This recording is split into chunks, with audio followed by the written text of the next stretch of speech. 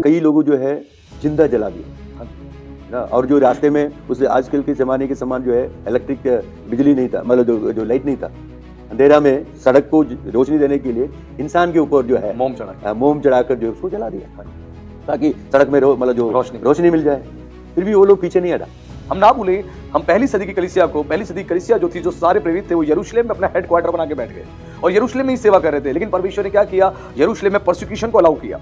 और जब परमेश्वर ने यरूशलेम में परसिक्यूशन अलाउ किया तो उन्होंने यरूशलेम को छोड़ा। उसके बाद वो धीरे धीरे सब जगह पे फैलते चले गए और केवल वो छोटी संख्या में नहीं, उसके बाद एक बड़ी संख्या में तब्दील हो गए। नसीहत को बिल्कुल दबा दिया। लेकिन अभी देख लेना, वैसे किसी ने बताया गया कि जो कुछ स्टैटिस्टिक बताया 2040 तक जो है चाइना एक विश्व में सबसे बड़ा क्रिश्चियन कंट्री बन जाएगा। परमेश्वर यदि आज समय आपके जीवन में कोई कार्य नहीं कर रहा तो ये ना सोचे कि परमेश्वर कार्य नहीं कर रहा, परमेश्वर कार्य कर रहा है। लेकिन परमेश्वर ने उस कार्य को आपके सामने प्रकट करने के लिए एक समय निर्धारित किया है। आपको प्रतीक्षा करनी है, आपको उसकी ओर आशा लगा के रखनी है। वचन कहता है जो उस पर भरोसा रखते हैं वो सिय्योन पर्वत के समान है जो कभी टलता नहीं। आप जब उस पर भरोसा रखते हैं तो परमेश्वर कुछ ना कुछ अद्भुत आपके जीवन में करता चला जाता है। ऐसा नहीं वो एक ही बार करेगा, उसके पास बहुत सारी योजनाएं हैं आपके लिए। संगति रखना चाहिए। हाँ जी, संगति आजकल नहीं होता है। संगति का बहुत लोग नहीं जानते। और परमेश्वर के काम में सहयोग देना है, शोल्डर देना है, यानी बाजू देना है। वो पैसे से हो सकते हैं, समय से दे सकते हैं, ये कोई बात नहीं है। बल्कि जो मसीह जीवन एक प्रकार का रिलीजन समझकर जो लोग कोशिश करते हैं 1 घंटा बैठना तो बैठेगा और उसमें 10 बार घड़ी देखेगा, तो ऐसे प्रकार के लोगों के बीच में क्या बोले। सही बात। आप सभी को जय मसीह की, प्रेज द लॉर्ड। मेरे प्रिय, एक बार फिर से आप सभी का स्वागत है हमारे इस प्रोग्राम में जिसका नाम है पॉडकास्ट विद गॉड्स पीपल। एक बार फिर से इस पॉडकास्ट को हम करने जा रहे हैं परमेश्वर के अनुग्रह के द्वारा।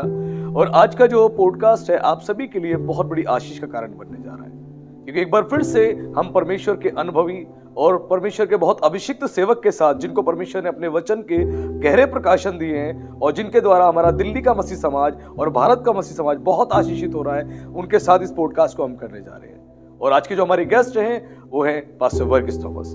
Praise the Lord pastor. Praise the Lord pastor ji, सचमुच परमेश्वर का एक बहुत बड़ा अनुग्रह है कि परमेश्वर ने एक बार फिर से हमें एक अवसर दिया कि आपके साथ बैठ के हम परमेश्वर के वचन की एक गहरी चर्चा करें और पूरा हमारा मसीह समाज जो है आपके द्वारा आशीषित हो। ये हमारे लिए भी बड़ा सौभाग्य की बात है कि हम आपके साथ पॉडकास्ट करें। ये हमारे लिए बड़ी खुशी की बात है और हम कोशिश करते हैं कि हमारे भाई बहन लोग परमेश्वर के वचन से जाने और उसी के साथ हमारा विश्वास भी आगे बढ़ेगा। यही हम चाहते हैं और वैसे भी होते हैं। इसके लिए प्रभु को धन्यवाद करते हैं। प्रभु आपको आशीष दे। प्रभु का धन्यवाद। और बहुत अच्छी बात मुझे आपकी हमेशा लगती है कि जितनी भी आप बातें रखते हैं सारी बातें वचन के आधार पर रखते हैं। और एक सेवक की खास पहचान यही है कि वो वचन के आधार पर अपनी सारी बातें बोले ताकि सुनने वाले लोग वचन के द्वारा आशीष पाए। क्योंकि इंपॉर्टेंट बात है परमेश्वर का वचन, और अगर किसी भी चीज में वचन नहीं है, वचन मिसिंग है, तो वो बात कहीं ना कहीं आधी अधूरी रह जाती है। लेकिन प्रभु का धन्यवाद है कि परमेश्वर ने आपको गहरे प्रकाशनों से भरा है और आपके द्वारा जो है हमारे लोग बार बार आशीष पा रहे हैं और एक बार फिर से इस पॉडकास्ट के द्वारा भी उन्हें आशीष मिलने जा रही है। हमारा सौभाग्य की बात है कि परमेश्वर के वचन को जानने के लिए परमेश्वर ने अवसर देते हैं, क्योंकि प्रभु के वचन भजन संहिता में कहते हैं उनके प्रकाशन में हम प्रकाशित हो गया। तो उनके प्रकाशन के द्वारा हम उन्हीं के प्रकाशन को भी हम देखते हैं। यही हमारे लिए बहुत बड़ी सौभाग्य की बात है। और वचन से बोलना क्या है कि हम अपनी बातों को बोलते हैं तो वो फिलोसफी बोल सकते हैं, हाँ जी, है ना, मनुष्य की तरफ से जो बोलना है। लेकिन जो परमेश्वर का वचन जो स्थायी है, हाँ जी, और वो उससे हमें सीखना है, उससे हमें बोलना है, क्योंकि उसमें कोई मिलावट नहीं है ना। इसलिए तो उसी के द्वारा हम बात करते हैं तो बहुत अच्छी बात है। उसके बारे में उसके द्वारा लोगों से बात बोलते हैं तो कहते हैं तो बहुत अच्छी बात होता है, क्योंकि वो सत्य निकल कर आ जाते हैं। बिल्कुल सही कहा आपने। और आज की हमारी चर्चा का विषय है परसिक्यूशन, सताव। इस सताव के बारे में आज हमारे मसीह लोगों को गहराई से जानने की बहुत आवश्यकता है, क्योंकि जिस प्रकार हम पूरे विश्व में देख रहे हैं ये सताव धीरे धीरे बढ़ता जा रहा है और कलीसियाएं जो है कहीं ना कहीं कमजोर पड़ रही हैं, मसीह लोग भी कमजोर पड़ रहे हैं और पास्टर्स भी कमजोर पड़ रहे हैं। तो आज का ये पॉडकास्ट जो परसिक्यूशन पे हम करने जा रहे हैं, जिस पर चर्चा, सचमुच ये पॉडकास्ट बहुत जरूरी है हमारे मसीह समाज के लिए और इस पॉडकास्ट के द्वारा हमारे लोग बहुत आशीष पाने जा रहे हैं। तो इस पर जो हमारी चर्चा है, मैं उम्मीद करता हूं आज जितनी भी बातचीत हमारी होगी वो उन सबको आशीष देने के लिए एक नया बल देने का कार्य करेगी और परमेश्वर आपके द्वारा उन लोगों तक एक गहरे संदेश को पहुंचाएगा। तो जरूर जो है ये बात को ध्यान से समझने के लिए क्या होना चाहिए कि एक अंधकार का दुनिया है एक रोशनी की दुनिया है। हाँ जी। जो परमेश्वर वचन कहते हैं, परमेश्वर सत्य है और परमेश्वर रोशनी है। जो परमेश्वर जब रोशनी है तो उसके विषय में, उसके राज्य के विषय में जब सुनाए जाते हैं तो जरूर अंधकार का दुनिया पसंद नहीं किया जाता है, बिल्कुल सही कहा आपने। उसके खिलाफ आ जाते हैं। तो इसलिए जो परसिक्यूशन आरंभ से है। तो एक सवाल है मेरा, जिस सवाल से आज की हम चर्चा को शुरू करने जा रहे हैं कि कलीसिया को क्यों आज इतने सताव से होके गुजरना पड़ रहा है। क्योंकि ये सवाल हर एक विश्वासी के दिल के अंदर है और हर एक सेवा करने वाले व्यक्ति के जीवन में ये सवाल आज भी बार बार उनसे जगा रहा है कि क्यों कलीसियाओं पे इतना सताव आज के समय में लगातार आ रहा है। कलीसियाओं में जो सदाव है, कई मतलब दीदी से जो सदाव आते हैं, एक तो कलीसिया के अंदर की सदाव होते हैं, एक भीतरी सताव, एक बाहरी सताव। एक भीतरी सदाव और बाहरी सदाव। तो बाहरी सदाव जो है वो इसलिए कि उनके खास लोगों को जो है वचन बोला गया, सुनाया गया, हाँ जी, और वो विश्वास में आ गया, तो कोशिश कर रहे कि वो उसको भी उसी प्रकार में, उसी हालत में उनको जाने ना दे, और इसलिए उसको ले जाने वाले को पकड़े, मारे, सदावट दिया जाए।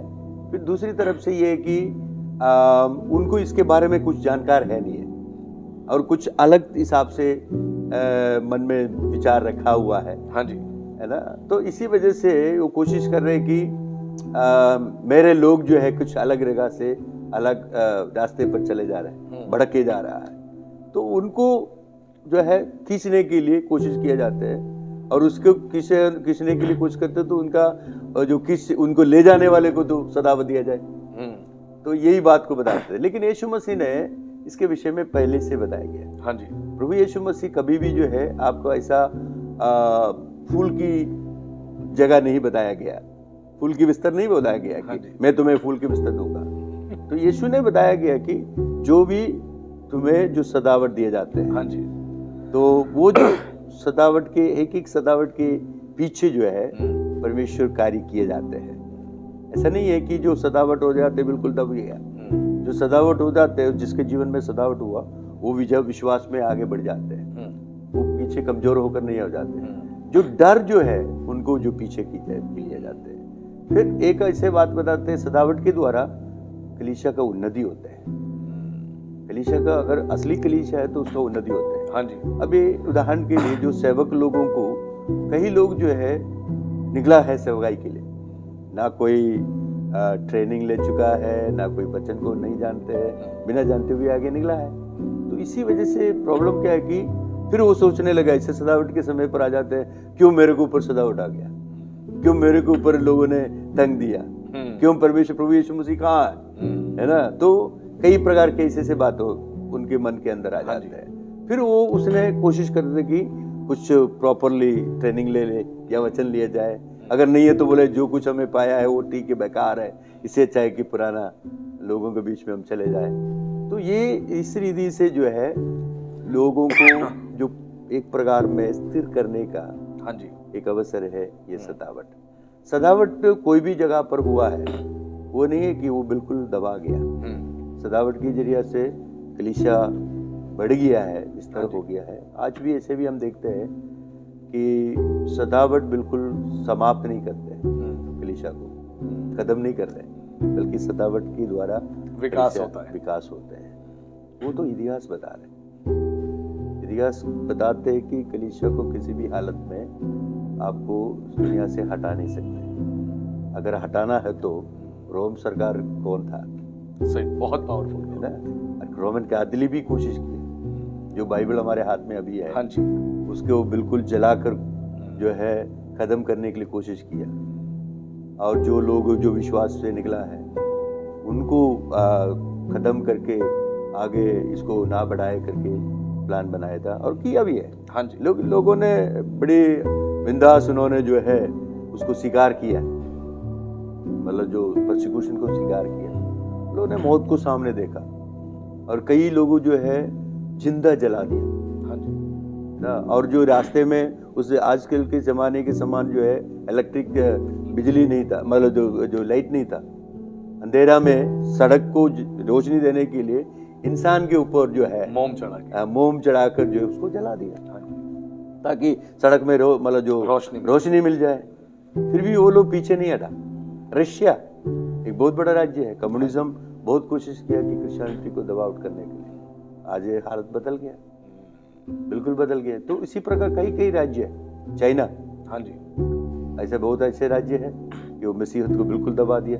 लेकिन अभी देख लेना, ऐसे किसी ने बताया गया कि जो कुछ स्टैटिस्टिक बताया 2040 तक जो है चाइना एक विश्व में सबसे बड़ा क्रिश्चियन कंट्री बन जाएगा। Praise God. तो इसी रीति से काफी जो सदावट जहां हुआ है वहां चर्चेस बढ़ गया है।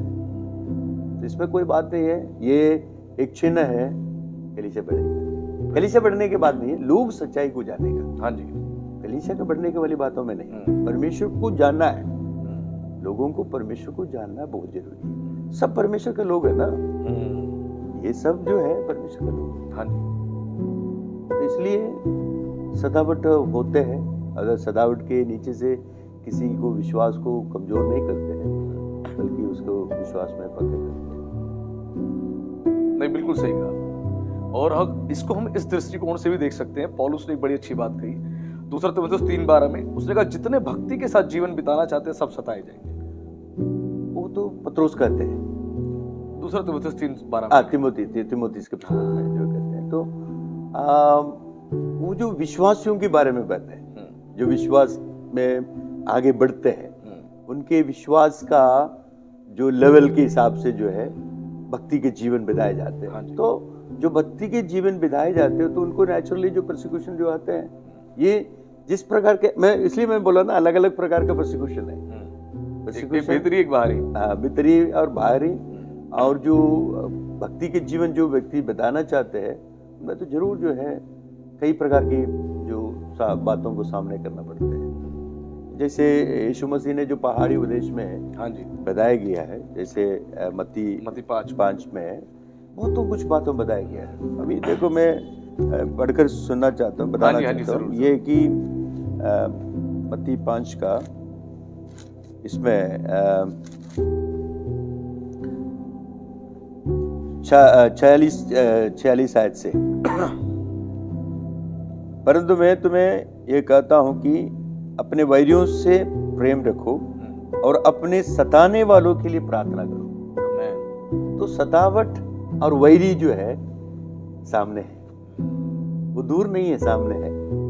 तो वो सताने के लिए कोशिश किए जाते हैं और वे विरोध भाव में से देखें तो उनके लिए जो प्रार्थना करते हैं। कोई भी व्यक्ति के जीवन का बदलावट जो है हम नहीं कर सकते, वो परमेश्वर ही करते हैं, परमेश्वर की आत्मा ही कार्य करते हैं। हाँ जी।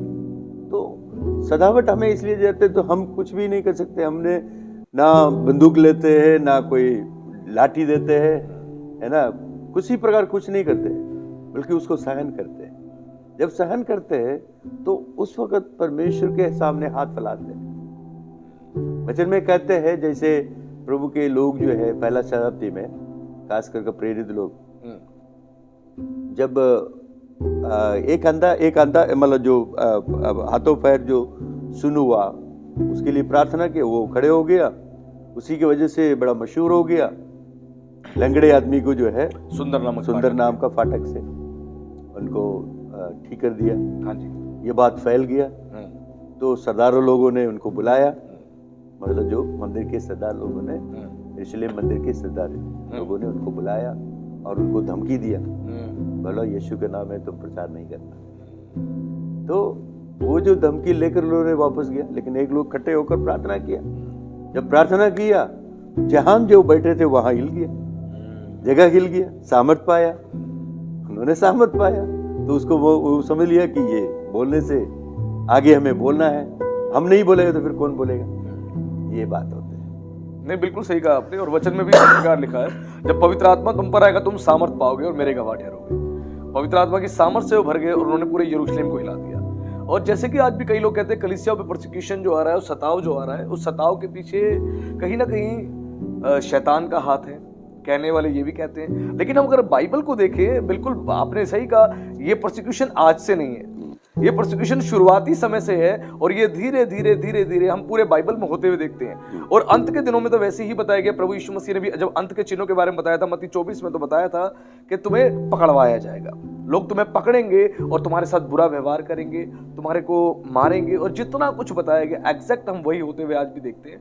और सबसे इंपॉर्टेंट बात है जो मत्ती 5 में प्रभु यीशु मसीह ने कहा कि मेरे नाम के कारण तुम सताए जाओगे। तो प्रभु यीशु मसीह के नाम के कारण तुम सताए जाने का मतलब ये है कि यीशु मसीह के नाम के वजह से लोगों के जीवन में परिवर्तन हो रहा है, बढ़ोतरी हो रहा है, यानी एक परिवर्तन रूप यीशु मसीह के नाम से हो रहा है। हाँ जी। तो इसी वजह से यीशु का नाम सुनते हुए लोग जलने लगते हैं, क्योंकि वो परिवर्तन लाए जाते हैं। हाँ जी, यही बात आ जाता है। इसलिए ये देखो वचन भजन संहिता में 106 के 105 के मुताबिक अगर हम देखते हैं, प्रभु के लिए चुना हुआ एक जाति था इजराइल। हाँ जी। इजराइल के लोगों को जातियों के बीच में ले भेज दिया। हाँ जी। मतलब वो जाति भी परमेश्वर का है, लेकिन उनको चुना गया है कि परमेश्वर के बारे में उनको बता दिया जाए, है ना। तो इसलिए ये जो भजन संहिता 105 उसके 13 आयत में लिखा है, वे एक जाति से दूसरी जाति में और एक राज्य से दूसरे राज्य में फिरते रहा, परंतु उनसे किसी मनुष्य को उन पर अंधेर करने ना दिया, और वह राजाओं को उनके निमित्त वह धमकी देता था कि मेरे अभिषिक्त को मत छुओ और ना मेरे नबियों की हानि करो। मतलब जो परमेश्वर के चुने हुए लोग जो है, हाँ जी, परमेश्वर ने भिन्न भिन्न अवसर से गुजरने देते हैं। हाँ जी। आप इसको परसिक्यूशन नहीं बोल सकते हैं। उस समय की बातों को आप समझ लो, परमेश्वर का अद्भुत कार्य वहां पर होने जा रहा है, अद्भुत कार्य वहां पर होने जा रहा है, क्योंकि परमेश्वर ने राज्य को, राजाओं को धमकी दे रखा हुआ है, मेरे अभिषिक्त को छुओ मत, परमेश्वर के अभिषिक्त को छुओ मत, है ना। आजकल कई बात देखते हैं कि किसी का जीवन में बहुत सारे प्रकार के समस्या से होकर गुजरा है। हाँ जी, बहुत प्रकार के रीतियों से गुजर रहा है, लेकिन प्रभु यीशु मसीह ने यह भी बताया, अगर किसी की जगह किसी गांव में जब जाते हैं, उधर तुम्हें सतावट देते हैं, तो उधर से भागकर दूसरी जगह पर चले जाए, उधर नहीं रहना।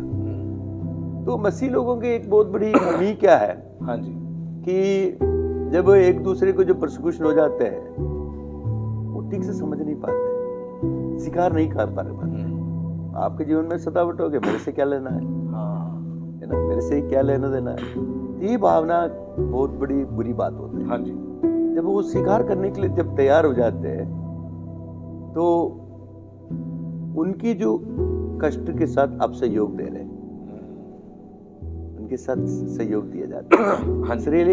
इसलिए इब्रानी के पत्री में ये बात लिखा गया है, कैदियों को जाकर मिलने से उनके जीवनों में एक ऐसे प्रकार का जो हियाव बढ़ जाता है, हिम्मत बढ़ जाते हैं, पूछो मत। पहली शताब्दी में इवन संपत्ति को भी खोना पड़ा, इब्रानी की पत्री में ये बात साफ लिखा है। हाँ जी, उनका संपत्ति भी खो गया। अभी तुम मसीह बन गया, ठीक है, तुम्हारा संपत्ति भी सरकार के लिए गया, अभी वो बिना संपत्ति में रह गया। संपत्ति ना खो जाए करके बोलकर जाए, उसने बोलेगा नहीं मैं मसीह पर नहीं विश्वास करता हूँ। ऐसे कई जो पादरी लोग भी ऐसी हालत में आ जाते हैं, बोलते हैं कि मेरा सिर्फ विश्वास है, मैं उस मजहब का व्यक्ति हूँ। सही कहा, है ना। तो वो जो परसिक्यूशन को सामने आते होकर इस प्रकार की बात लोगों ने बोले जाते हैं। तो एक तो परसिक्यूशन है, शुरू से है। हाँ जी। आजकल ज्यादा दिखाई देते हैं परसिक्यूशन है करके, लेकिन वो परसिक्यूशन के बीच में परमेश्वर ने अद्भुत कार्य करते हैं। बिल्कुल सही कहा। मैं आप सभी को कहना चाहता हूं, आज हमें सीखने की आवश्यकता है। कलीसियाओं पे जो सताव आ रहा है, इस सताव को हम देखकर डरे नहीं, हम घबराए नहीं, हम ना भूले। हम पहली सदी की कलीसिया जो थी, जो सारे प्रेरित थे, वो यरूशलेम में अपना हेडक्वार्टर बना के बैठ गए और यरूशलेम में ही सेवा कर रहे थे। लेकिन परमेश्वर ने क्या किया, यरूशलेम में परसिक्यूशन को अलाउ किया, और जब परमेश्वर ने यरूशलेम में परसिक्यूशन अलाउ किया तो उन्होंने यरूशलेम को छोड़ा। उसके बाद वो धीरे धीरे सब जगह पे फैलते चले गए, और केवल वो छोटी संख्या में नहीं, उसके बाद एक बड़ी संख्या में तब्दील हो गए। तो परमेश्वर की योजना का हिस्सा होता है कई बार परसिक्यूशन जो परमेश्वर डालता है, और परमेश्वर अपने लोगों को अलग अलग जगहों पे लेके जाता है अपनी सेवा के लिए। इस परसिक्यूशन से हम डरे नहीं, हम घबराए नहीं, हम ना भूले इस बात को, एक परसिक्यूशन जो एक बड़ी रिवाइवल को, एक बड़ी जागृति को लेके आता है। हम बाइबल में देखते हैं, ओल्ड टेस्टमेंट में हमें डैनियल के जीवन को देखते हैं। जब डैनियल को उठा के सिंहों की मांद में डालने का प्लान बनाया गया, डैनियल फिर भी प्रार्थना करता रहा। वो उसके लिए एक सताव था, वो फिर भी प्रार्थना करता रहा और अपने प्रार्थना के काम को उसने नहीं छोड़ा। उसके बाद क्या हुआ, जब उसके बाद उसको सिंहों की मांद में डाला गया और परमेश्वर ने उसको बचा लिया, उसके बाद जब वो बाहर निकाला गया तो खुद इस बात को राजा दारा ने कहा कि इसका परमेश्वर एक जीवित परमेश्वर है, और चारों तरफ जो है डैनियल के परमेश्वर की एक चर्चा फैल गई। सेम इसी प्रकार शद्रक, मेशक, अबेदनगो के जीवन में हम देखते हैं, जब परमेश्वर उनको आग के भट्टे से निकाला बचाकर, तो उसके बाद वैसे ही सब जगह पे परमेश्वर की नाम की चर्चा फैल गई और सबने जीवित परमेश्वर को जाना और पहचाना। परसिक्यूशन हमेशा परमेश्वर अलाउ करता है कई बार एक बड़ी महिमा प्रकट करने के लिए, एक बड़े काम को दिखाने के लिए। तो परसिक्यूशन से कभी हम डरे नहीं, हम घबराए नहीं, क्योंकि मत्ती 24 में लिखा है, प्रभु यीशु मसीह ने खुद कहा कि कलेश होगा और तुम्हें पकड़वाया जाएगा। ये समय जो होता है हमारी टेस्टिंग का समय होता है। जब तक हम टेस्ट नहीं किए जाएंगे हम कितने मजबूत है पता नहीं लगेगा। मैं बताना चाहता हूं, खुद प्रभु यीशु मसीह ने मत्ती 7 में कहा कि जो मेरा वचन मानता है और उस पर चलता है उसने अपना घर चट्टान पे बना लिया है, लेकिन जो मेरे वचन को नहीं सुनता, सुनकर मानता नहीं, उसने अपना घर बालू पे बना लिया। आंधी, तूफान और बरसात आएंगे उस घर से टकराएंगे। जिसका घर बालू पर बना हुआ है वो तो बह जाएगा, लेकिन जिसका घर चट्टान पे बना हुआ है, चट्टान यानी प्रभु यीशु मसीह पर, उसके वचन पर, आंधी, तूफान, बरसात तीनों जगह से आके टकराएंगे उस घर से, लेकिन उसका कुछ बिगाड़ नहीं पाएंगे। तो आपके जीवन का मुख्य आधार जो है वो परमेश्वर का वचन है। खुद प्रभु ने बोला आंधी भी आएगी, तूफान भी आएगा, बरसात भी आएगी। हमें इस समय पर अपने आप को पूरी तौर से प्रभु पर निर्भर करना है। हमें डरना नहीं, हमें घबराना नहीं। पूरी बाइबल को हम उठा के देखें, जिस जिसके जीवन में परसिक्यूशन आया, परमेश्वर ने उठा के उसके जीवन से एक बड़ी महिमा ली है। तो वैसे ही परमेश्वर आपके जीवन से, आपकी कलीसियाओं से एक बड़ी महिमा लेना चाहता है। परसिक्यूशन के समय डरना नहीं, हमें घबराना नहीं है। ये परमेश्वर की योजना का हिस्सा है। हम इसको बार बार शैतान के हाथ में या शैतान के फेवर में जाके ना छोड़ दें। ये परमेश्वर ही करता है। बिना परमेश्वर की मर्जी के हम मसीहों के जीवन में, हमारी कलीसियाओं में कुछ भी नहीं हो सकता। सब कुछ परमेश्वर की योजना का हिस्सा है। इसलिए इस परसिक्यूशन को हम अलग दृष्टिकोण से ना देखें। जब भी आता है परसिक्यूशन, हमें डट के खड़ा होना है और हमें अपने विश्वास को मजबूत करना है। हमें डरना नहीं, हमें घबराना नहीं। आज कितने ऐसे मसीह हैं जब परसिक्यूशन आता है वो अपने विश्वास से इनकार कर देते हैं। जैसे कि प्रभु के दास ने कहा, कई पासवान भी, कई विश्वासी भी अपने विश्वास से इनकार कर देते हैं, लेकिन हमें अपने विश्वास में बने रहना है। कि खुद प्रभु यीशु मसीह ने कहा, जो सबके सामने मेरा इनकार करेगा, जब मैं आऊंगा स्वर्गदूतों के साथ अपनी महिमा में, तो मैं उसका भी इनकार कर दूंगा। आपको अपने विश्वास में दृढ़ रहना है और हर हाल में परमेश्वर के वचन का पालन करना है। आपको डरना नहीं, आपको घबराना नहीं। इसीलिए इस परसिक्यूशन के समय परमेश्वर चाहता है आप हियाव रखें, आप हिम्मत बांधें। और जैसे जैसे इस पॉडकास्ट को आप आगे सुनते चले जाएंगे, आप परमेश्वर के वचन से और गहरी बातों को सीखेंगे और परमेश्वर आपके जीवन में एक बड़ा काम करे। अगला सवाल मेरा आपसे, इस सताव के समय हमारी रणनीति क्या होनी चाहिए? जैसे शत्रु भी रणनीति बनाता है, वैसे हम मसीहों की और कलीसियाओं की रणनीति क्या होनी चाहिए इस सताव के समय?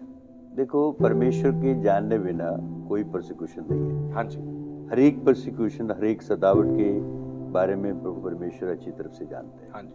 अभी एक सवाल आ जाते हैं, जैसे आपने बोला सेवक का, ये सेवक है कि लोगों के विषय में, प्रभु यीशु मसीह के विषय हो या कोई भी व्यक्ति प्रभु परमेश्वर को जानते हैं। परमेश्वर का इच्छा है कि उन्हीं व्यक्ति के जीवन के द्वारा जो अनदेखी परमेश्वर को दुनिया में प्रस्तुत किया जाए।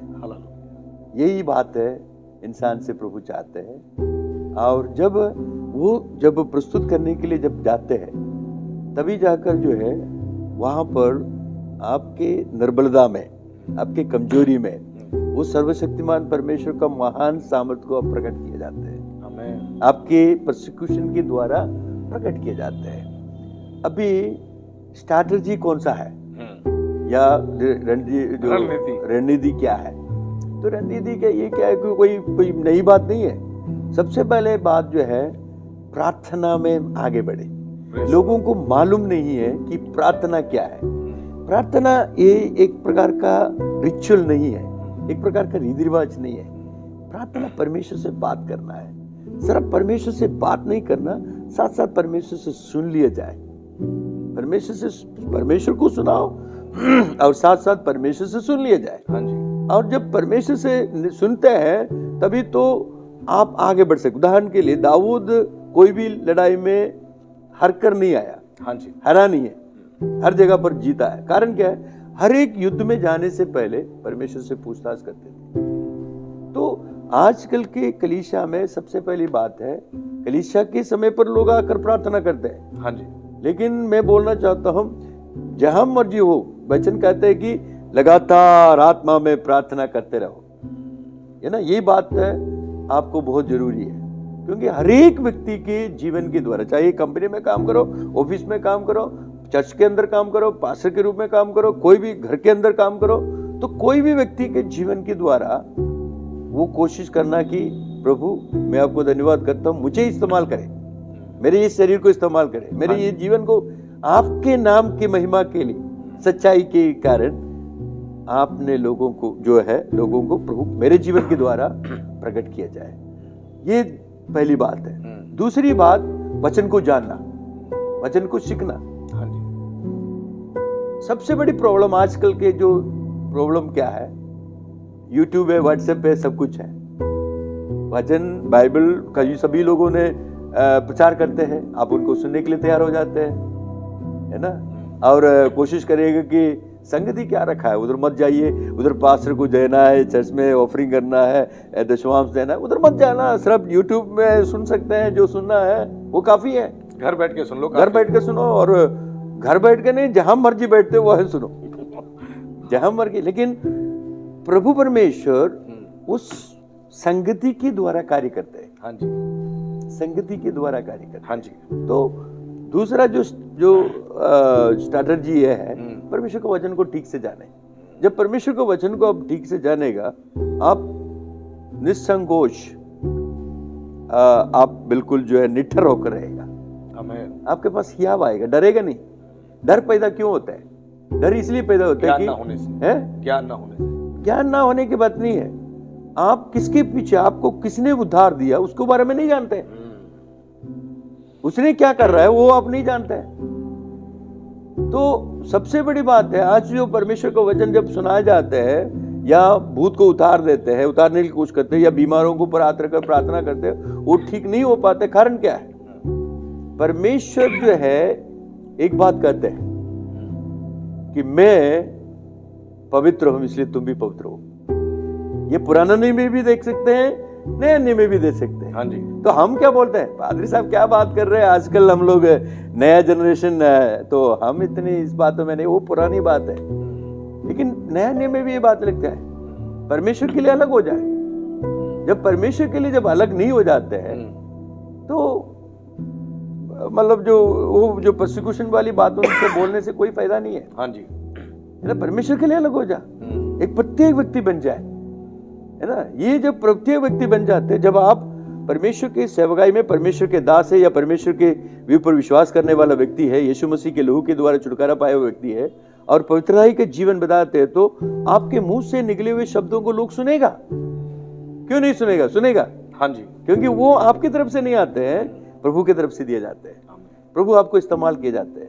ऐसी ऐसी जगह पर मैंने जीवन में देखा है, अनुभव है, मतलब जिंदगी में ये देखा है, लोगों को आंखों बंद करा दिया गया ताकि आप उसके बीच में से होकर गुजर जाए। ये नहीं कि देखो समस्या चारों तरफ है, हाँ जी, लेकिन आपके ऊपर विपत्ति ये नहीं है कि आप परमेश्वर के हाथों में सुरक्षित है। तो इसलिए परमेश्वर, डरना नहीं, परमेश्वर के उस परमेश्वर पर आप विश्वास करें जो परमेश्वर सब कुछ अपने बातों में ला सकते हैं। उस परमेश्वर के ऊपर विश्वास किए जाते हैं, उस परमेश्वर पर भरोसा रखे जाते हैं, तो जरूर जो है इस परसिक्यूशन के बीच में भी आप कार्य कर सकते हैं, सामने किए जाए। अभी गाजियाबाद में एक बात हुआ है ना, हाँ जी, तो पास्टर के साथ बहुत कुछ हो गया, पास्टर डर गया था, लेकिन वो बात वायरल हो गया। कहाँ वायरल हो गया पूछो मत, है ना। हाँ जी। तो इसलिए जो परमेश्वर जो बातों को ले जाना है वो परमेश्वर जानते हैं, और वो ले जाएगा और इस प्रकार में आगे बढ़ेगा। तो स्ट्रैटेजी नंबर 1 प्रार्थना होना है, वचन पढ़ना चाहिए, संगति रखना चाहिए। हाँ जी, संगति आजकल नहीं होते, संगति के महत्व लोग नहीं जानते, और परमेश्वर के काम में सहयोग देना है, शोल्डर देना है, यानी बाजू देना है, वो पैसे से हो सकते हैं, समय से दे सकते हैं, ये कोई बात नहीं है। बल्कि जो मसीह जीवन एक प्रकार का रिलीजन समझकर जो लोग कोशिश करते हैं, 1 घंटा बैठना तो बैठेगा और उसमें 10 बार घड़ी देखेगा, तो ऐसे प्रकार के लोगों के बीच में क्या बोलूं। सही बात है ना। तो स्ट्रैटेजी ये है, जैसे प्रभु यीशु मसीह ने कहा, उस स्ट्रैटेजी को ले लिए। एक वचन है जैसे पढ़ते हैं ना यहूदा की पत्री में, हाँ जी, जो हम पढ़े जाते हैं, जो इसमें ये कहते कि पर हे प्रियो, तुम अपने अति पवित्र विश्वास में अपनी उन्नति करते हुए और पवित्र आत्मा में प्रार्थना करते हुए अपने आप को परमेश्वर के प्रेम में बनाए रख और अनंत जीवन के लिए तुम्हारे प्रभु यीशु मसीह के दया की आशा देखते रहो। दैट मीन्स ए कंटिन्यूअस, लगातार प्रभु यीशु मसीह की दया के लिए या प्रभु यीशु मसीह के आगमन के लिए इंतजार करने वाला लोग बन जाए। तो यही तो इन दिनों में सभी मसीह लोग करना है। हाँ, ये नहीं सिर्फ सेवक लोग के बारे में बताते हैं, सभी मसीह लोग इस प्रकार जो आगे बढ़ रहेगा, ये स्ट्रैटेजी आते हैं। ये हमारा कार्य है। बाकी हम कुछ नहीं कर सकते, लेकिन परमेश्वर की आत्मा हमारे जीवन के द्वारा, हमारे द्वारा कार्य किया जाएगा। नहीं, बिल्कुल सही कहा पास्टर जी आपने। और ये जो रणनीति है हर एक कलीसिया की, हर एक मसीह की होनी चाहिए। और ये कोई रणनीति नई नहीं है, नहीं, ये पुरानी ही है। यस। लेकिन आज हमारे लोगों को पता लग रहा है कि परमेश्वर किस प्रकार कार्य करता है। और इंपॉर्टेंट बात आपने इसमें बहुत सारी बात बताई। आपने बताया प्रार्थना कंटिन्यू होनी चाहिए, संगति होनी चाहिए। आज संगति तो नहीं होती है, संगति बहुत कम होती जा रही है, लेकिन संगति होनी बहुत जरूरी है। जैसे कि हम देखते हैं प्रेरितों को, वो 120 लोग ऊपरी कोठरी में इकट्ठे हो गए और उन्होंने किससे झगड़ा नहीं किया, केवल बैठ के प्रार्थना कर रहे थे। और प्रार्थना के दौरान परमेश्वर की आत्मा की सामर्थ्य बन गए। देखो, जब परमेश्वर के लोग इकट्ठे होते हैं, हाँ जी, शमूएल के टाइम पर, हाँ जी, इजराइल के लोग इकट्ठे हो गए, फिलिस्ती लोग को पता चला ये लोग इकट्ठा हो रहे हैं, तो उन्होंने जो भविष्यवक्ता शमूएल ने प्रभु से प्रार्थना करने लगा। हाँ जी, प्रभु से मांगे, प्रभु इनको संभाले। तो क्या हो गया, एक बड़ा गर्जन शब्द जो है आकाश में सुनाई दिया। हाँ जी, इससे बारे जो शत्रु भाग गया, शत्रु उसके इस बातों को सुनते हुए एकदम भाग गया। तो यही बात को हम देखते हैं कि लोग इकट्ठा हो जाते हैं, वहां चमत्कार होते हैं, वहां अद्भुत बात होते हैं। बिल्कुल सही कहा। और ये बातें हमारे लोगों को सीखनी बहुत जरूरी है। बहुत जरूरी, बहुत जरूरी। मैं आप सभी को कहना चाहता हूं, आज इस बात को हमने सुना प्रभु के दास के द्वारा कि हमारी इस समय परसिक्यूशन के समय या इस दौरान हमारी रणनीति क्या होनी चाहिए। हमारी रणनीति वही होनी चाहिए जो हमें बाइबल में बताती है। बाइबल में प्रभु यीशु मसीह ने कहा, जागते रहो और प्रार्थना करते रहो ताकि तुम परीक्षा में ना पड़ो। आज बहुत प्रकार की परीक्षाएं हमारे जीवन में आती है। वो परीक्षाओं का कारण होता है प्रार्थना में हम लोग जागरूक नहीं है। पौलुस इसीलिए कहता है निरंतर प्रार्थना करते रहो। पौलुस जो है टेंट मेकिंग का काम भी कर रहा था और वो लगातार प्रार्थना भी कर रहा था। वो प्रार्थना में जागरूक था। और आज हमारे लोग कई बार जो है प्रार्थना को सोचते हैं कि एक समय निकालकर हम बैठेंगे और प्रार्थना करेंगे, वो ही प्रार्थना है। नहीं, आप अपना काम करते करते भी आप प्रार्थना कर सकते हैं। आप छोटी छोटी प्रार्थनाएं कर सकते हैं, 1 मिनट की, 2 मिनट की, 5 मिनट की, जितना समय मिले आप प्रार्थना करते रहें। आप अपने लोगों के लिए प्रार्थना करते रहें, अपनी कलीसियाओं के लिए, अपने पासवान के लिए, अपने देश के लिए, सभी पॉलिटिकल लीडर्स के लिए आप प्रार्थनाएं करते रहें। और उन लोगों के लिए भी जो अनजाने में मसीह लोगों को सता रहे हैं, उनके लिए भी आप प्रार्थनाएं करें। आपकी प्रार्थनाओं के द्वारा काम होगा। जब शाऊल जो है पूरी तौर से मसीह को उसने ग्रहण नहीं किया था, वो अनजाने में जो है कलीसियाओं को सता रहा था और कलीसियाओं को परेशान कर रहा था। और कलीसिया के लोगों ने क्या किया, कलीसिया के लोगों ने तलवारें निकालकर, डंडे निकालकर लड़ाई करने नहीं गए। वो घुटने पर आकर लगातार शाऊल के लिए प्रार्थनाएं कर रहे थे। और शाऊल के लिए जब प्रार्थना कर रहे थे तो परमेश्वर ने उस पर अनुग्रह किया और प्रभु यीशु मसीह ने शाऊल को दर्शन दिया। और खुद प्रभु ने कहा, हे शाऊल तू मुझे क्यों सताता है। शाऊल किसी और को नहीं, वो प्रभु यीशु मसीह को सता रहा था। जब उसकी कलीसिया को सताया जाता है, उसके लोगों को सताया जाता है, तो प्रभु को वो सताया जाता है। और प्रभु ने उसके जीवन का चुनाव कर लिया और पूरी तौर से उसका जीवन प्रभु के लिए समर्पित हो गया। और हम देखते हैं कलीसिया के लोग जो डरे हुए थे, वो खुद शाऊल को जब सुसमाचार प्रचार करते हुए और सेवा करते हुए देख रहे थे, वो हैरान हो गए थे। वो खुद कहते हैं ये सताने वाला था, आज ये परमेश्वर के वचन का प्रचार कर रहा है। वैसे ही परमेश्वर आपकी प्रार्थनाओं के द्वारा काम करेगा। पहली रणनीति हमारी होनी चाहिए लगातार हमारी प्रार्थनाएं। अपने इलाकों के लिए हम प्रार्थनाएं करें, अपने पासवानों के लिए हम प्रार्थनाएं करें, अपनी कलीसियाओं के लिए प्रार्थनाएं करें, अपने देश के लिए, सभी पॉलिटिकल लीडर्स के लिए प्रार्थनाएं करें और सताने वालों को आशीष दें। बाइबल कहती है अपने सताने वालों के लिए प्रार्थना करो और उन्हें आशीष दो, और वो काम हमें करना ही करना है। दूसरी रणनीति हमारी होनी चाहिए यूनिटी, यानी एकता। जब तक एकता नहीं होगी काम नहीं होगा। हम देखते हैं चेले जो है एकता में रहे, एक साथ रहे और इकट्ठे होकर प्रार्थना करते रहे। जब जब उन्हें सताया गया, जब जब उन्हें मसीह का वचन प्रचार करने से रोका गया, वो डरे नहीं, घबराए नहीं, वो बार बार संगति में आ गए और प्रार्थना में लग गए, और प्रार्थना से उन्हें हियाव मिला, उन्हें बल मिला, उन्हें सामर्थ मिली, और परमेश्वर ने एक बड़ा काम किया। जो चेले डरे हुए थे, घबराए हुए थे, और डरे हुए घबराए वो ऊपरी कोठरी में बैठ के प्रार्थना कर रहे थे, लेकिन जिस दिन पवित्र आत्मा का सामर्थ उन्हें मिला, वो उतर के आए और उसी दिन यहूदियों के बीच में उन्होंने प्रचार किया, और एक ही दिन में 3000 लोगों ने विश्वास किया और वो बच गए। आज ध्यान रखें, प्रार्थना से आपको सामर्थ मिलती है, प्रार्थना आपको बल देता है, इसीलिए प्रार्थना करनी है, लेकिन कैसे? यूनिटी के साथ, संगति के साथ। एक और एग्जांपल बाइबल में मिलता है, जब पतरस को उठा के जो है ले गए थे और उसको बंद कर दिया था जेल में, तो कलीसिया ने लौ लगाकर प्रार्थना करी, और उनकी प्रार्थनाओं के द्वारा परमेश्वर ने एक अद्भुत काम किया। अगले दिन जो है पतरस के साथ कुछ बड़ा घटने वाला था, लेकिन परमेश्वर ने अपने लोगों की प्रार्थनाएं सुनी और पतरस को प्रभु ने अपना दूत भेजकर जेल से बाहर निकाला। और जब पतरस वापस आया अपने लोगों के पास, तो वो हैरान हो गए कि कितनी अद्भुत रीति से परमेश्वर ने अपना दूत भेजकर पतरस की सहायता करी। जब हम प्रार्थना करते हैं, प्रार्थनाओं के द्वारा परमेश्वर अद्भुत काम करता है, लेकिन यूनिटी में हमें प्रेयर करनी है, यूनिटी रखनी है। तीसरा काम है कि हमें एक दूसरे की सुधि लेनी है, एक दूसरे से मोहब्बत करनी है। आज कहीं ना कहीं ये प्रेम जो है घटता चला जा रहा है। हमें इस बात का ध्यान रखना है। हम अलग अलग चर्चिस के हो सकते हैं, हम अलग अलग जगहों पे रह सकते हैं, लेकिन हमें मसीह भाईचारा रखना है, मसीह प्रेम रखना है और एक दूसरे की सुधि लेनी है। खुद प्रभु यीशु मसीह ने मत्ती 25 में एक बात बोली। प्रभु ने कहा कि मैं जेल में था और तुम मुझसे मिलने आए। किसी मसीह व्यक्ति से आप मिलने जाते हैं सताव के समय, परेशानी के समय, या उसकी सुधि लेते हैं, तो प्रभु ने कहा उसकी नहीं, वो तुम मेरी सुधि ले रहे हो, तुम मेरे लिए उस काम को कर रहे हो। तो हमें इस काम को करना है। हमें केवल ये नहीं सोचना हमारा चर्च तो सेफ है, हमारे लोग तो ठीक है, हमारे ऊपर कोई परसिक्यूशन थोड़ी ना है, कोई सताव थोड़ी ना है, उनके ऊपर है। नहीं, हमें उनकी सुधि लेनी है, उनका हियाव, उनका बल, उनकी हिम्मत को बढ़ाना है, और हमें लगातार उनके लिए प्रार्थनाएं करनी है। इस बात को ध्यान रखें। तो हमें 3 काम करने हैं। हमें पहला काम कर निरंतर प्रार्थनाएं करनी है, दूसरा काम यूनिटी में रहना है, और तीसरा काम एक दूसरे की सुधि लेनी है, एक दूसरे से मोहब्बत करनी है, ताकि वो विश्वास में कमजोर ना पड़े। क्योंकि वचन भी इसी प्रकार कहता है कि तुम बलवानों को चाहिए कि निर्बलों की निर्बलताओं को सह लो, और परमेश्वर चाहता है कि उनको हम अपनी संगति में ले लें और उनके विश्वास को मजबूत करने का काम करें। ध्यान रखें। इसीलिए जिस रणनीति को यदि हम फॉलो करते हैं, बाइबल की बताई गई रणनीति है, इसको जब हम फॉलो करते हैं तो परमेश्वर का एक बड़ा काम हम देखते हैं। और प्रभु के दास के द्वारा हमने यही बातें सुनी और यही बातें जानी, और बहुत जरूरी है इस बात को सीखना और इस बात को समझना, क्योंकि जो प्रभु के दास हमारे साथ हैं, उन्हें सेवकाई का लगभग 41 से 43 वर्षों का अनुभव है, और अपनी सेवकाई में उन्होंने इतने उतार चढ़ाव देखे हैं और इतना कुछ उन्होंने देखा है। उन तमाम बातों का अनुभव आज वो हमारे साथ मिलकर साझा कर रहे हैं, ताकि हम लोग जो है इस बात को जानकर आशीषित हों और प्रभु के वचन में हम मजबूत बन के आगे बढ़े। इसीलिए घबराना नहीं, ये हमें कार्य करना है। हमें किसी से लड़ाई नहीं करनी, झगड़ा नहीं करना, हमें परमेश्वर के वचन का पालन करना है।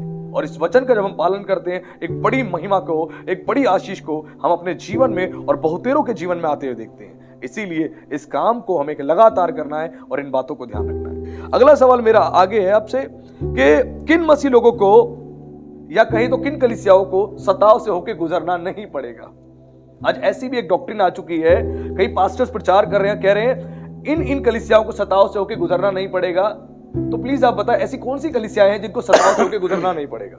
सबसे बड़ी बात है कि सतावट तो है। क्यों? आपने जो जाना हुआ, अनुभव किया हुआ बात जिस व्यक्ति ने अनुभव नहीं किया है, हाँ जी, उसको बताएगा तो जरूर वो रिएक्शन तो करेगा।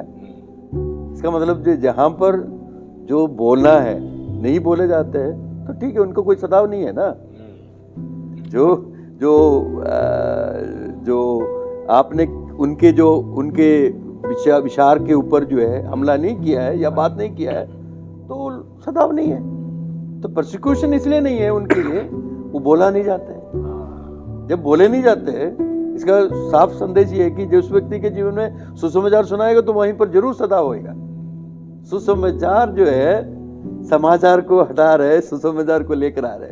तो जो समाचार को लोगों ने सुनते हैं तो आपका कुछ करने वाला बातों को बोलना तो मैं बोलेगा, आप उसको सुनकर अच्छा बोलेगा, ये अच्छा बोल रहा है, इसको स्वीकार करो, गले लगा दो, है ना। जो उस व्यक्ति को जो सुसमाचार सुनाया जाता है मसीह के राज्य में ये है, हाँ जी, यानी परमेश्वर के वचन ये कह रहा है, तो जरूर उसने सोचे कि यार ये अलग प्रकार की बात कह रहा है, अलग प्रकार की बात कर रहे हैं। देखो हमारे सामने दो राज्य है, हाँ जी, एक इस आजकल का दुनिया, एक दुनिया को हम नहीं देखा है, अनुभव किया जाता है। मसीह में आने के बाद पवित्र आत्मा में उस राज्य के बारे में अनुभव किया जाता है। तो जब उसके राज्य के बारे में जब अनुभव किया जाता है, हाँ जी, उसके बारे में हम बोल रहा है ना, उसके बारे में बोल रहा है। ये जो बाइबल में इब्रानी की पत्री में इस अच्छी बात जो बताया गया है, हाँ जी, है ना। एक बार जो है हमने स्वर्गीय बातों को जब जान लिया, हाँ जी, है ना, तो इसके विषय में थोड़ा से मुझे हिंदी में याद करके बोलने का दिक्कत पड़ जाते हैं, लेकिन एक बात है 6 अध्याय में, हाँ जी, 6 अध्याय में 4वीं आयत में लिखा है, क्योंकि जिन्होंने एक बार ज्योति पाई है और जो स्वर्गीय वरदान का स्वाद चख चुके हैं हाँ जी, और पवित्र आत्मा की भागी हो गया है और परमेश्वर के उत्तम वचन का और आने वाला युग की सामर्थ को स्वाद चख चुके हैं। सुसमाचार क्या देते हैं? सुसमाचार प्रकाशन को लाए जाते हैं, सुसमाचार पवित्र आत्मा में सहभागी बनने दिया जाते हैं, आने वाला दुनिया के अनुभव लाए जाते हैं, समझा ना। जब आपने जो आने वाला दुनिया को नहीं पहचाना है, नहीं जाना है, तो आप जो उनके बारे में जो बताया दिया जाएगा, तो आपके लिए विरुद्ध, यानी एक नया तरीके की बात सोचेगा, बोलेगा कि अब बात बंद करो, मैं सभी को सुना नहीं है। तो उन लोगों के जीवन में परसिक्यूशन नहीं है जिन्होंने सुनाए नहीं जाते हैं। बिल्कुल सही कहा, है ना। और वो जिसने सुनाए जाते हैं उनके सामने परसिक्यूशन आएगा, जरूर आएगा, हाँ जी, है ना। तो वो चाहे वो ऐसे प्रकार के लोग जो है परसिक्यूशन के द्वारा ही जाना है, वो उतना बड़ा नहीं समझेगा, प्राण देने के लिए भी तैयार है, क्योंकि उसका प्रभु यीशु मसीह ने क्या बोला? अंत तक विश्वास योग्य रहे, प्राण देने तक भी विश्वासी रहे, तभी उद्धार होगा, है ना। प्राण देने तक भी, यानी प्राण देने तक भी वो तैयार हो जाते हैं, देने के लिए भी तैयार हो जाते हैं, हाँ जी, है ना। तो अपने विश्वास के कारण प्राण दे रहे हैं। उसको मालूम है ये शरीर की प्राण निकल भी जाएगा, परमेश्वर की उपस्थिति में वो खुश हो जाते हैं, यानी एक नया उनका जीवन वही समाप्त नहीं होता है, हाँ जी, है ना। तो ऐसे जो हमारे पास जो बाइबल है, इस बात को हम दर्शाते हैं, हमें बताए जाते हैं। इवन एलिया बिल्कुल चले गया, मोसेस का डेथ हो गया, लेकिन फिर भी मोसेस यीशु मसीह के साथ बात करते हुए वचन बता रहे हैं। एलिया बात करते हुए परमेश्वर का वचन, मतलब मत्ती सुसमाचार 17वें अध्याय में बता रहा है। तो ये बात को बता रहा है कि मृत्यु जो है उनकी जिंदगी में समाप्त नहीं है।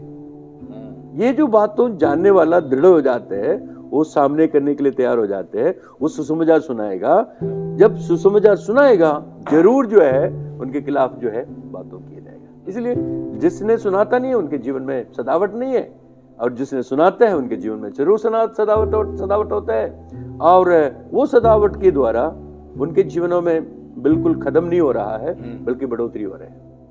आत्मिक तौर से भी बढ़ेगा और फिजिकली, यानी फिजिकल बातों के हिसाब से भी चर्च भी बढ़ोतरी भी हम होते हुए देखेगा। हाँ जी, अरे परमेश्वर की आत्मा को कौन बंद कर सकते हैं? वो सर्वशक्तिमान परमेश्वर है, पवित्र आत्मा सर्वशक्तिमान परमेश्वर है।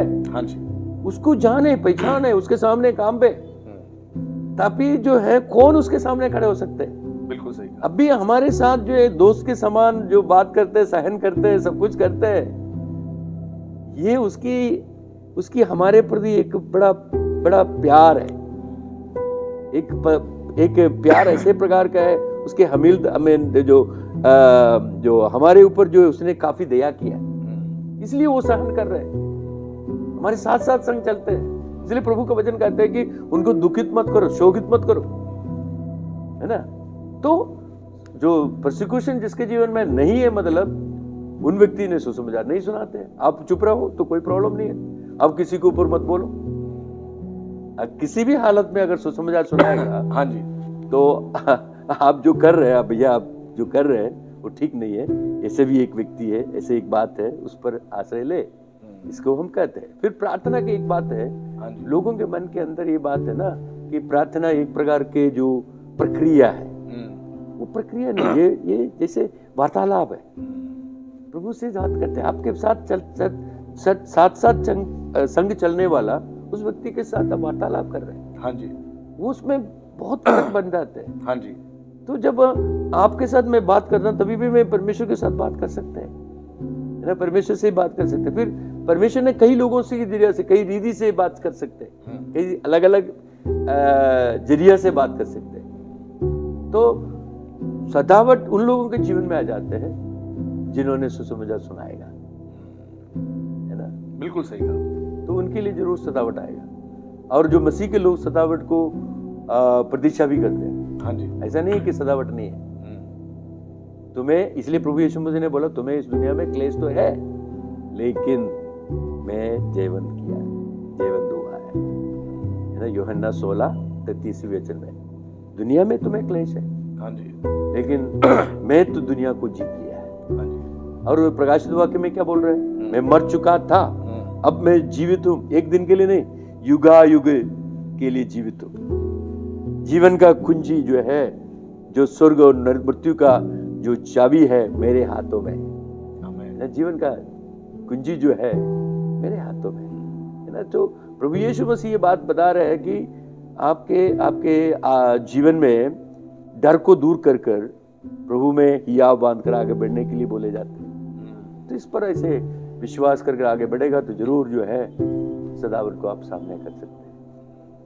नहीं, बहुत अच्छी बात आपने बताई, और एक्चुअल है कि ये बातें हमारे लोगों को सीखनी जरूरी है, क्योंकि आजकल कई सारे ऐसे प्रीचर्स आ चुके हैं जो कहते हैं तुम्हें कोई परसिक्यूशन से होके गुजरना नहीं पड़ेगा, तुम्हें किसी सताव से होके गुजरना नहीं पड़ेगा। लेकिन सचमुच जो बात आपने कही, अगर वो चुप रहेंगे तो बिल्कुल ऐसा ही होगा, कोई सताव नहीं आएगा। वो कुछ सुसमाचार नहीं सुनाएंगे, कोई सताव नहीं आएगा। किसी को प्रभु के बारे में नहीं बताएंगे, सताव नहीं आएगा। वो गूंगे रहेंगे तो सताव तो नहीं आने वाला। अभी एक और बात है, मैं बोलना चाहता हूँ बीच में। हाँ जी। ये कि कई लोग जो है मसीह विरोधी के समय का जो ग्रेट परसिक्यूशन के ऊपर बात करते हैं, लोगों को बाइबल के कई बातों को खिचड़ी के रूप में देखते हैं। सब मिक्स कर देते हैं।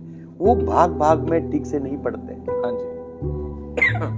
ठीक से नहीं समझ सकते, ना समझा सकते। हाँ जी। लोगों ने समझाया नहीं, तभी तो सीखा नहीं है ना। अभी जो वचन के मुताबिक अगर देखते पर ग्रेट परसिक्यूशन आ रहा है, अरे परसिक्यूशन तो है, परसिक्यूशन, लेकिन हमें उससे गुजरने के लिए परमेश्वर ने मौका दे रहे हैं। आग तो दिया गया, 3 बालकों को ऐसे आग के भट्टी में डाला गया था, वो बिल्कुल ले जाते थे, उनको जला दिया। लेकिन ये 3 बालक के जो हाथों को जो बांधा गया, रस्सी मतलब जल गया, ये बीच में ऐसे घूम रहा है। यानी उसकी ताकत खत्म कर दी है, आग की ताकत को खत्म कर दिया, आग की ताकतों को खत्म कर दिया। राजा ऊपर बैठकर, सिंहासन पर बैठकर आज्ञा दे रहा है, और उसको दिखाई दिया चौथा इनके सामने घूम रहा है। उसी की वजह से वो लोग उधर, राजा ने उस कुर्सी से उठकर इनके बीच में आ गया। तुम्हारा परमेश्वर महान है ना। तो कार्य करने लगा। तभी तो मैं बोला, परमेश्वर की आत्मा अनुमति कर रहा है, हाँ जी, कि तुम करना जो पहले करो, कोई बात नहीं है, फिर मैं करूंगा। शैतान बिजली के नाई नीचे आते हैं, बोल रहे, गिराया करके वचन बताते हैं। हाँ जी, प्रभु ने क्या मतलब, सेवकाई करने के लिए 70 लोगों को भेजा गया। जो लोग जाने से पहले शैतान वहां पहुंच गया, उसी को बिजली के नाई गिरते हुए बता रहा है, लेकिन इसको उल्टा समझकर लोगों ने प्रचार करते हैं। बिल्कुल सही कह रहे हैं, है ना। हाँ जी, ये बात नहीं है। हाँ। जो परमेश्वर के जन जहां जाना चाहते हैं, वहीं जाकर सबसे पहले ये जो बिजली के नाई वहां चमक कर कार्य करने लगता है। हाँ जी, कार्य करने लगते हैं, ताकि ये काम ठीक से ना हो जाए। लेकिन जो परमेश्वर को जानने वाला, परमेश्वर को पहचानने वाला, वो उस बातों को देखते पहचान कर जो है उनको हुक्म देते हैं, निकलो यहां से। और जो कई लोग जो है शैतान को एकदम नरक में फेंके जाते हैं। भैया अभी तो समय नहीं है। हाँ। अभी नहीं जाएगा, अभी आपको अधिकार नहीं दिया गया। हाँ जी। अभी कोई लोग बोलते हैं मैं तुम्हें रेंद लेगा, तो ये सब कुछ अभी समय नहीं है, उसका टाइमिंग होता है। हाँ जी, उस टाइम के लिए परमिशन ने रखा है ना, हम कौन है उसको करने के लिए? हमें इतना बोला कि दुष्टात्मा को निकालो, बीमारों को ऊपर हाथ रखो, दुआ करो। तो ये जो बातों किया गया है, तो जब आपने किसी बंधन में पड़े हुए लोगों को छुटकारा दिए जाते हैं, वो शैतान हमें आकर आक्रमण करने के लिए कोशिश करते हैं, हमें निराशा में डालने के लिए कोशिश करते हैं, स्ट्राइक बैक मारता है। हाँ, बैक मारते हैं। लेकिन वो जो बातों को समझकर जो चलते हैं, हाँ जी, यानी उसके हिसाब से आगे बढ़ते हैं, वचन के सहारा लेते हैं, हाँ जी, परमेश्वर की आत्मा की मदद ले चाहते हैं, तो वो आगे बढ़ पाते हैं। मैं एक और बात बताता हूँ। हाँ जी, प्रभु के दास लोगों का और प्रभु के लोगों की कमी क्या है? हम सुबह सुबह बहुत मतलब आराम से सो जाते हैं। हमारे लिए सुबह मतलब जो है 10 बजे या 6 बजे या 7 बजे है। हाँ जी, अधिकतर ऐसे ही है। अधिकतर ऐसे है। मैं चैलेंज करता हूँ प्रभु के लोगों को, उठो सुबह 4 बजे उठो, जागो, प्रार्थना करते रहो। हम लोग कॉन्ट्रैक्ट करके साल में, महीने में, एक महीने में एक दिन जो है ऑल नाइट प्रेयर रखते हैं। वो ठेकेदारी के ऊपर मतलब जो बात होती है, मतलब पूरा साल का हमने कर दिया या पूरा महीने का कर दिया। प्रतिदिन नहीं कर रहे भैया, प्रतिदिन। जब सब कुछ शांत है, सब दुनिया शांत है, उस समय आप जो जागो, प्रार्थना में बातचीत करो, परमेश्वर का वचन पढ़ो, एकदम फ्रेश माइंड होएगा आपका। आपका चर्च बढ़ेगा, कलीसिया बढ़ेगा, आप आत्मिक तौर से आगे बढ़ेगा। हाँ जी, परमेश्वर का वचन ऐसे बात करेगा, पूछो मत, अनुभव पा रहे हैं। इसलिए मैं बोल रहा हूँ, आज जो कोरिया का चर्च के बढ़ने का कारण क्या है? वो सुबह सुबह की प्रार्थना है। दुनिया का सबसे बड़ा चर्च बन चुका है, आराधना है ना। वो घुटनी में बैठते हैं, हम लोग सूट पहनकर जो है आ जाते हैं, है ना, झुकना भी नहीं चाहते। हाँ जी, लेकिन मसीह आराधना ऐसा नहीं है, दंडवत करना है, दंडवत करना है, प्रैक्टिकल अनुभव नहीं है। तो हमारे विश्वास के आधार पर कई कार्य बारी नहीं करते, इसी वजह से प्रॉब्लम आ जाते हैं। बिल्कुल सही कहा। अभी एक उदाहरण के लिए, हाँ जी, मसीह बनने के बाद जो है सरकार ने हमें कई प्रकार का फायदा निकाल दिया, तो उसके कोई झंडा उठाने की जरूरत नहीं है। हाँ जी, अरे प्रभु का वचन कहते हैं, जब तुम प्रभु में आ गए, नया सृष्टि हो गया, सब कुछ खत्म हो गया भैया, है ना। हाँ जी, हम अपना हक मांग रहे, वो मांग रहे। अरे प्रभु के साथ हक मांगो ना, प्रभु के लोग बनो, इससे बढ़कर कोई हक नहीं है ना। हाँ जी, ये बात को लोगों को समझना है। इससे बाहर निकलते जा रहे हैं, इससे बाहर निकलते जा रहे हैं। नहीं, आपने बहुत अच्छी बात कही। बस ये जरूरी है आज हमारे लोग इस बात को गंभीरता से समझें, क्योंकि एक्चुअल जो है आज की डेट में ना बहुत सारे प्रीचर्स कुछ भी सिखा रहे हैं। आपने जो बात कही बिल्कुल सही कही। अधिकतर लोग वचन को नहीं जानते। मैं एक बात कहता हूं अपने प्रचारों में, मैं कहता हूं जो वचन को नहीं जानता वो परमेश्वर को नहीं जानता। कहीं इसलिए परमेश्वर का वचन जो जानने वाला व्यक्ति के चरणों पर बैठकर सीखना बहुत जरूरी है। फिर जो है आगे जाइए, आपके पास कुछ, आपके होंठों में कुछ होना चाहिए ना बोलने का। बिल्कुल सही कहा आपने। तो ये जब बोलेगा, मैं बताना चाहता हूँ, लोग जो है इस बात को समझेगा। अरे बाइबल जो है, जो हमारे हाथों में छोटी सी पुस्तक है, लेकिन इस पुस्तक में बहुत गहरी बात लिखा गया, गहरी से गहरी, है ना। आजकल जो लोग बोलते हैं ना एंड टाइम मिनिस्ट्री, आ चुके हैं बहुत उनसे सारे। पूछो एंड टाइम कब शुरू हो गया, नहीं पता उनको, है ना। एंड टाइम कब शुरू हो गया? हमारे दृष्टि में एंड टाइम हुआ कि या प्रेरितों के काम का पहले अध्याय की, पहले दूसरे अध्याय की जो बताते हैं, पौलुस बोलते हैं ऊपरी कोठरी में हुआ। पौलुस ने खड़े होकर प्रचार किया, बोला कि अंतिम समय की बात प्रभु के वचन में जो है उत्पत्ति के पुस्तक पहली अध्याय की पहली आयत में लिखा गया है। ये इसको समझना है तो उनके ओरिजिनल भाषा में जो लिखा है उसी में जाना चाहिए, तभी तो मालूम होएगा ना। अनफॉर्चुनेटली हमारे हाथ में कभी मिलावट के पलट कर हमें मिला है, तो उसी के द्वारा हम पढ़ रहे हैं, तो हमें मालूम नहीं हो पा रहा है। हाँ जी, तो परमेश्वर शुरू से अंत की बात जानते हैं, फिर वो शुरू करते हैं। यही है परमेश्वर। हाँ जी, परमेश्वर कह रही, मतलब ये नहीं कि हमारे जैसा बिल्कुल बातों को बदल रहा है या थोड़ा आगे जाकर कुछ हो गया तो हम बदल जाए, ऐसा नहीं। परमेश्वर पहले से कह रही बात जानते हैं। हाँ जी, तो अभी जो परसिक्यूशन है, लेकिन यीशु मसीह के नाम से परसिक्यूशन है। लेकिन एक दिन आएगा सारे दुनिया के लोग यीशु मसीह के सामने कुछ नहीं टेकेगा। आमीन। हम क्यों उस वचन को निकालते हैं, ध्यान नहीं करते हैं? अरे हर एक जवान बोलेगा, हर एक घुटना ठेकेगा, है ना? और उसके नाम ऊंचा किया है। क्यों उसके नाम ऊंचा किया है? क्योंकि वो बिल्कुल नीचे आ गया, तभी तो उसका नाम ऊंचा किया है। हाँ जी, है ना? तो अभी जो परसिक्यूशन लोगों के जीवन में आ जाते हैं, तकलीफ आ जाते हैं, तो अभी कुछ चीज खो गया आपके जीवन में, जो खो गया एक दिन आएगा। हाँ जी, अरे मेरे जीवन में इससे भी ज्यादा आना चाहिए था, तभी तो इससे भी ज्यादा तोहफा तो मुझे मिल सकते थे। बिल्कुल सही कहा, है ना? सच्चाई है। अभी जो परसिक्यूशन को हम जाते समय हम सोचे क्यों मेरे परसिक्यूशन आ गया, मेरे जीवन में ये बात आ गई, लेकिन जब प्रभु ने प्रतिफल दिया जाएगा, हाँ जी, उस समय जिसने परसिक्यूशन के बिना गया है उनके सामने ये तोहफा दे रहे हैं। हाँ जी, सोच लो, अरे इनको बड़ा बड़ा तोहफा मिल रहा है, या बड़े बड़े बात बोल रहे हैं, या उनको जो उसके हासिल हो रहा है, हाँ जी, हमें कुछ नहीं मिल रहा है। अरे क्यों नहीं मिल रहा है? क्योंकि तुमने परसिक्यूशन के द्वारा नहीं किया है, सतावट के द्वारा नहीं किया है ना? सतावट भैया अलग अलग प्रकार में है। हाँ जी, सिर्फ फिजिकल टॉर्चरिंग नहीं है, मेंटली टॉर्चरिंग भी है, हाँ जी, फाइनेंशियल टॉर्चरिंग भी है। मतलब जो कभी कभी हमारे जेब खाली हो जाते हैं, माइंड बदल जाते हैं, है ना? ये भी है टॉर्चर के बाद, मतलब जो परसिक्यूशन के साथ आते हैं। नहीं, बहुत अच्छी बात आपने कही पास्टर। मैं आप सभी को कहना चाहता हूं, आज हमें इस बात को समझना बहुत जरूरी है, बहुत गहराई से समझना है कि जो पास्टर्स आज कहते हैं कि तुम्हें सताव के बिना तुम स्वर्ग चले जाओगे या तुम पर परसिक्यूशन नहीं आएगा, वो टोटल ही अनबिब्लिकल बातें आपसे कहते हैं। क्योंकि खुद पतरस ने कहा, जो दुख रूपी अग्नि तुम पर भड़की है, ये कोई अनोखी बात नहीं, ये तुम्हारे विश्वास को परखने के लिए है। जब भी सताव हमारे ऊपर आता है, वो हमारे विश्वास को परखने के लिए आता है, और विश्वास हमारा परखा जाता है। उसी प्रकार अगर आप बिना सताव के, बिना परसिक्यूशन के आप गुजर रहे हैं, और आपके जीवन में कभी परसिक्यूशन नहीं आया, और बिना परसिक्यूशन के आप जा रहे हैं, जैसे कि प्रभु के दास ने कहा, उसके बाद आप जब देखोगे उन लोगों को जो सताव से होके गुजरे और परमेश्वर से वो बहुत सारी चीजों में आशीषित हुए, रिवॉर्ड पाए, अवार्ड पाए उन्होंने, तो आपको सचमुच एक अफसोस होगा कि हमें उस सताव से होके गुजरना चाहिए था।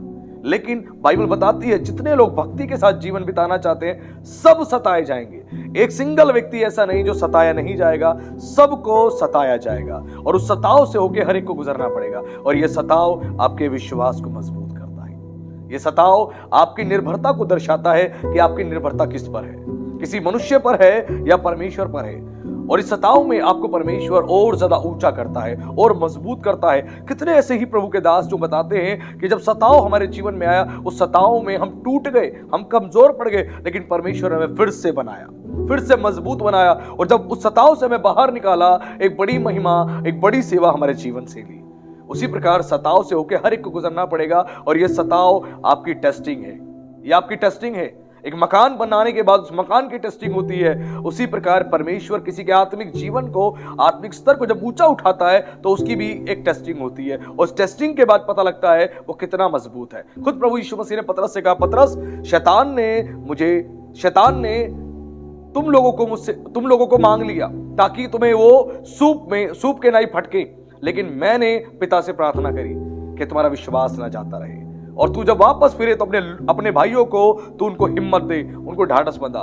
उसी प्रकार शैतान भी हमें फटकता है, हमारे विश्वास को चेक करता है, हमारा विश्वास कितना मजबूत है। और वचन साफ कहता है, जो अंत तक धीरज धरेगा उसी का उद्धार होगा। और प्राण देने तक हमें विश्वास योग्य रहना है, तभी परमेश्वर से एक बड़ा रिवॉर्ड, एक बड़ा अवार्ड हम ले सकते हैं, और परमेश्वर के वचन का हमें पालन करना है। इस बात को ध्यान रखें। अब एक अंतिम सवाल है, जिस सवाल पे आज हर एक पास्टर, हर एक कलीसिया बार बार एक ही बात बार बार प्रार्थना में कह रही है कि इस सताव में परमेश्वर क्यों चुप बैठा है। परमेश्वर कार्य करते हैं, है ना? मेरा पिता अभी भी कार्य करते हैं, हाल मैं भी कार्य करता हूँ। परमेश्वर कार्य करते हैं। आपके सामने खोलकर नहीं बोलते हैं कि परमेश्वर कार्य नहीं करते। 400 साल हम जो साइलेंट पीरियड बोलते हैं, पुराना नियम से लेकर नया नियम के बीच में, ये 700 साल क्या परमेश्वर कार्य नहीं किया है क्या? बिल्कुल किया परमेश्वर। परमेश्वर ने कार्य किया है। परमेश्वर ने राज्य को बदलकर, साम्राज्य को बदलकर, भाषा बदलाकर बहुत प्रकार के कार्य किया है। परमेश्वर ने क्यों चुप रह करके बोलता है, तो मैं बोलता हूँ वो परमेश्वर को नहीं जानता, इसलिए। परमेश्वर चुप नहीं है, परमेश्वर कार्य कर रहा है, परमेश्वर कार्य किए जाते हैं। तो जब सदावट के समय पर, वैसे एक बात यिर्मयाह के पुस्तक में लिखते हैं, जब आपने इंसान के साथ नहीं दौड़ सकते हैं तो फिर घोड़े के साथ कैसे दौड़ेगा? अरे घोड़े से भी तेज दौड़ने के लिए परमेश्वर ने आपको बुलाया गया, तो आपको प्रिपेयर कर रहे हैं। हम इस दुनिया की बातों में सिर्फ देखा है, दुनिया के बाद की बात नहीं देखा है। यीशु मसीह के आगमन के बाद की बात का दुनिया क्या है करके हमने वचन के आधार पर नहीं देखा। हाँ जी। तो इसका उत्तर यह है कि परमेश्वर चुप नहीं रहते हैं, ही इज वर्किंग। परमेश्वर कार्य करते हैं ना, वो अपना कार्य किए जाते हैं। हम सोते समय क्या परमेश्वर कार्य नहीं करते क्या? बिल्कुल करता है। इस दुनिया में परमेश्वरों को, ईश्वरों को दर्शन करने का टाइम होता है, इस दर्शन टाइम में इसे टाइम होता है, उसी टाइम पर जाना। लेकिन हमारा परमेश्वर के सामने जाने के लिए कोई भी टाइम नहीं है। टाइम है क्या? ऐसा टाइम है क्या? निर्धारित टाइम थोड़ी बताया गया नहीं, हर समय जो है उनके पास जा सकते हैं। तो परमेश्वर चुप नहीं है, परमेश्वर अपना कार्य कर रहे हैं, पहली बात। दूसरी बात, हर बातों का एक नियुक्त समय दे रखा है, निर्धारित समय होता है। हाँ जी। उस समय पर वो उसने कार्य करेगा। जब समय पूरा हो जाते समय जो स्त्री में जो मसीहा को लाया गया, हाँ जी, है ना, स्त्री में मसीहा को लाया गया, उसी प्रकार हर प्रकार के कार्य के परमेश्वर के क्लॉक के अनुसार ही कार्य करेगा। 1947 में हिंदुस्तान में जो फ्रीडम हुआ, आजादी हो गया, ये नहीं समझना परमेश्वर के जानने से परे है, समझा ना? हाँ जी। तो उसके साथ साथ एक और भी कार्य कई जगह पर हो रहा है। आंखों खोलकर देख लीजिए, सिर उठाकर देख लीजिए, परमेश्वर की कार्य को तभी देख सकते हैं, है ना? हाँ। साधारण लोगों को परमेश्वर इस्तेमाल करते हैं, बड़े बड़े ज्ञानी लोगों को परमेश्वर इस्तेमाल करते हैं, और जो जिस रीति से परमेश्वर कार्य करते हैं करके पूछे तो हम बोल नहीं सकते। हाँ जी। तो उसने जरूर कार्य किए जाते हैं, कार्य कर रहा, चुप नहीं रहते हैं। अपने कार्य कर रहा, मैं देखते हैं कि वो चुप रह रहे हैं, परमेश्वर अपना कार्य कर रहा है। अगर परमेश्वर कार्य नहीं करते तो मैं बता सकता हूं कि हमारा विश्वास बढ़ता है। बिल्कुल सही कहा। मेरा विश्वास, मैं विश्वास में आया परमेश्वर के वजह से आया है। हाँ जी। परमेश्वर की वजह से आया है। हाँ जी। उसी प्रकार जो है हम जो क्या बताते हैं, कोई भी व्यक्ति किसी भी प्रकार के अनुभव से होकर जब निकलते हैं, हाँ जी, समझ लो वहां पर प्रत्युत्तर से परमेश्वर कार्य करते हैं। He is not keeping quiet, he is not silent, he is there. आमीन। परमेश्वर अपने भवन में है, परमेश्वर अपने भवन में वो कार्य कर रहे हैं। He is working not according our direction. हमारे कहने से वो कार्य करता नहीं। बिल्कुल सही बात। हम बोलते तुम ऐसे करना है, अभी भी इसको ये करना है, उनको कुर्सी से गिरा दो। अरे यार चुप रहो, परमेश्वर अपनी इच्छा के मुताबिक कुछ करना है वो करना दो। हम जो क्लास में गया है उससे भी बहुत ज्यादा बड़ा क्लास में वो जा चुका है।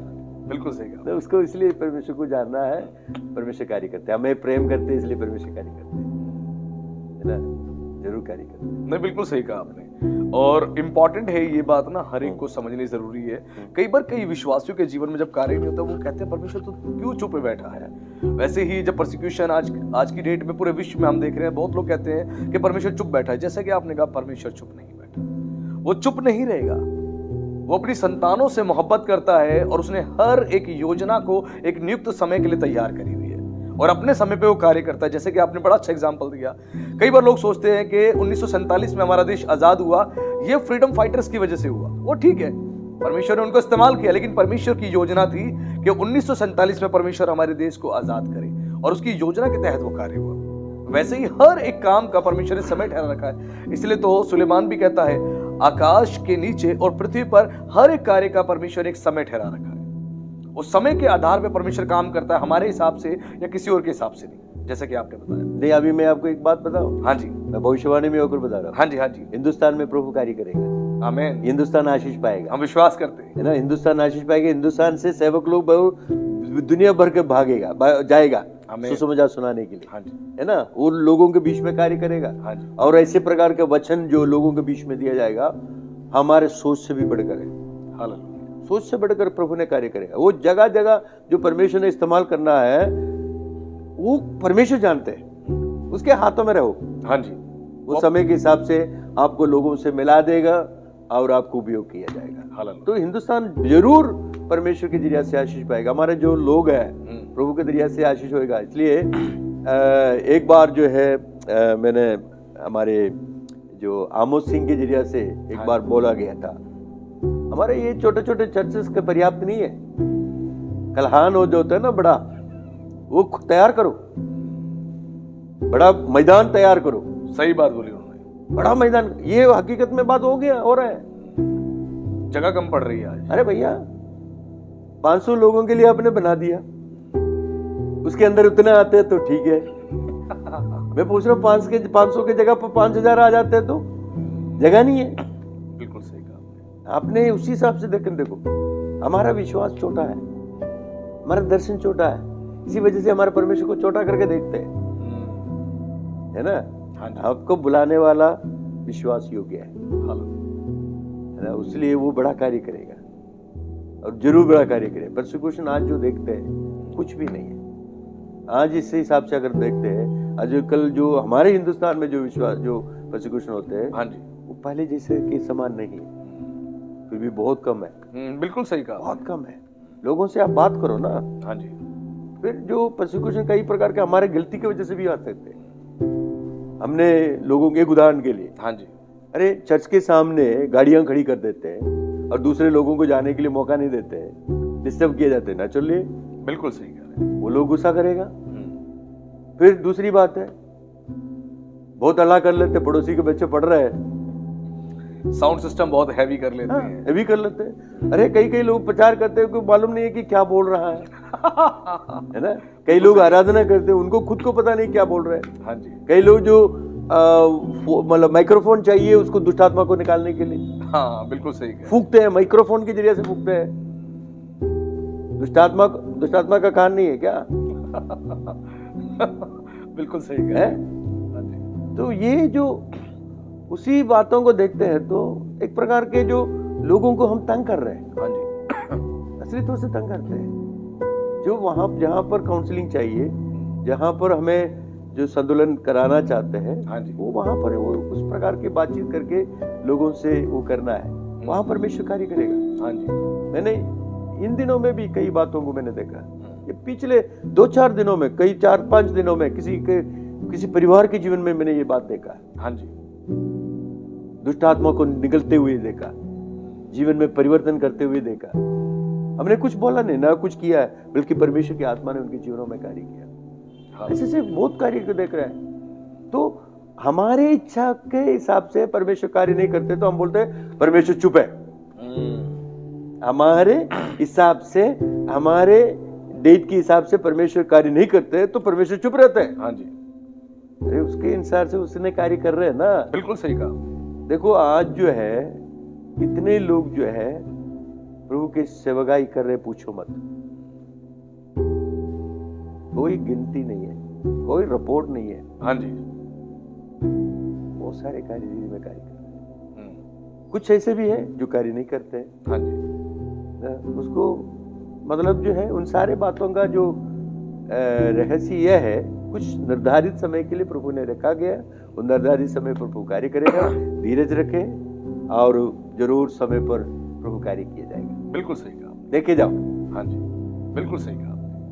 मैं आप सभी को कहना चाहता हूं, परमेश्वर का वचन इसी प्रकार कहता है, यिर्मयाह 29:11, जितनी भी कल्पनाएं मैं तेरे विषय में करता हूं सब कुशल की है, उनमें से कोई भी हानि की नहीं, और अंत में मैं तेरी आशा पूरी करूंगा।